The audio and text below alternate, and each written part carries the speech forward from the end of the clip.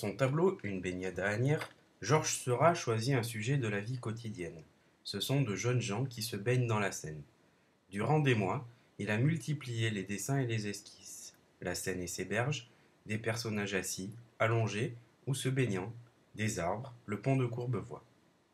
Patiemment, il a sélectionné les éléments avec lesquels il organisera ce grand tableau de 2 mètres par 3. 10 dessins et 13 croquis ont été retenus. Contrairement à Monet que tu as vu précédemment, aucun élément de son tableau n'est laissé au hasard. Tout est réalisé avec une logique et une précision rigoureuses. Il se différencie donc de la façon de peindre des impressionnistes qui peignent l'instantané. De plus, son tableau n'est pas peint en extérieur, mais dans son atelier.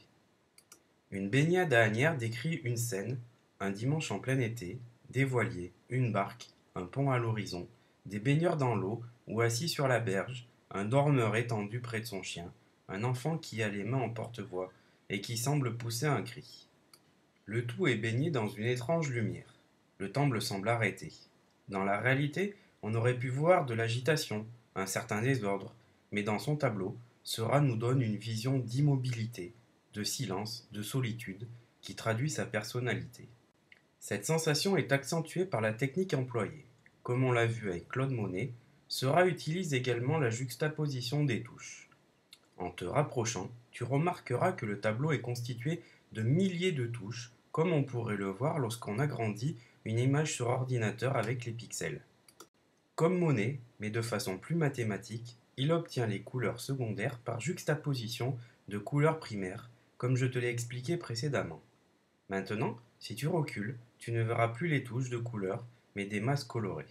Cette technique s'appelle le pointillisme.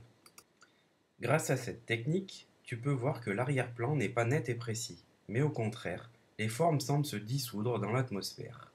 Au loin, on voit un train passer sur le pont, un thème cher aux impressionnistes, car il montre les côtés changeants de la réalité. En conclusion, tu dois retenir que Seurat utilise le même principe que Monet au niveau de la technique, mais qu'il l'utilise de façon plus systématique et plus répétitive, comme pourrait le faire une machine. De plus, Seurat, contrairement à Monet, peint ses tableaux dans son atelier et non dans la nature. Il n'aurait pas pu sortir avec un tableau de cette taille. La visite est maintenant terminée, tu peux sortir calmement du musée au point de rendez-vous.